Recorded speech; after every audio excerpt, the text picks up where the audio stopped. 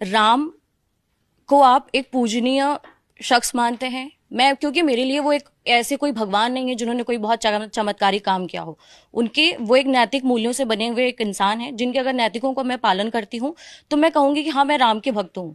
लेकिन ये एक तरीके का जो माइंडसेट बनाया जा रहा है कि राम की मूर्ति बना दी गई है, पूजा किया जा रहा है, क्या आप भी उस पूजनीय धारणा को मानते हैं या फिर उस नैतिकता वाले राम को मानते हैं? पहली बात तो कि राम की पूरी अवधारणा में राम ने कोई चमत्कार नहीं किया, उन्होंने कोई दैवीय कार्यक्रम नहीं किया।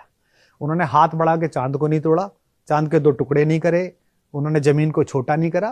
वो बाकायदा भले मनुष्य की तरह रोए, बहुत कष्ट में रहे, इतने पगला गए कि पशु पक्षी से पूछने लगे कि मेरी पत्नी देखी है क्या।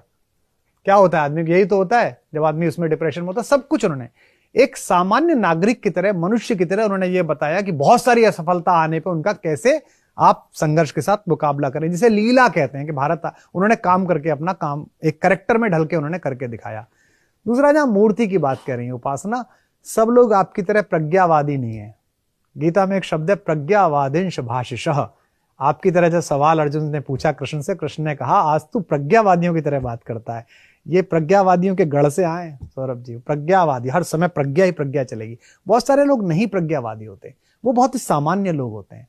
उनको अमूर्त दिखता है एक मूर्ति में, उनको दिखता है एक फोटो में। मेरा जो फोन है उसमें भी तो किसी की तस्वीर लगी होगी, मैं आपको खोल के ही दिखा देता हूं। तो ऐसा तो नहीं है कि ये महिला मुझसे बाहर है, ये महिला मुझे मिलती नहीं है, ये बेचारी मुझसे या मेरे को मिलेगी नहीं, या मैं ऐसा समझ नहीं सकता हूं। ये एक स्मरण है कि मैं अगर थोड़ा सा तनाव में हूं, कष्ट में हूं, फोन खोलूं तो पहले एक मुस्कुराता हुआ चेहरा मेरे सामने रहना चाहिए जिसको मैं प्रेम करता हूं। तो मूर्ति केवल इतना है कि जो बहुत सामान्य नागरिक हैं, जो बहुत बुद्धिवादी नहीं है, जिनको द्वैत अद्वैत ब्रह्म माया जीव ये समझ में नहीं आ रहा है, उनके लिए एक विग्रह है जिसमें उन्हें भगवान दिखा और उन्होंने हाथ जोड़ लिए। बहुत सारे लोगों को तो मेरी पत्नी को, मेरे यहाँ जो पालतू एक बच्चा हमारा है, डॉग है, कुत्ता है, उसमें बेटा दिखता है। इसे मूर्खता कह सकते हैं। पढ़ी लिखी महिला है, पीएचडी है, बड़े पद पर है। मेरा बेटा कहाँ गया, बेटा दुखी हो गया, बेटे की आंख में पड़ गया। बेटा थोड़ी है वो, अंदर एक प्रेम का झरना है बच्चों को लेके, वो उसमें जाके प्रतिस्पर्धित होता है। उसको पता भी नहीं होगा ये बात, और वो भी भूल चुका है कि मैं पशु हूं। उसको भी याद नहीं है कि वो कुत्ता है।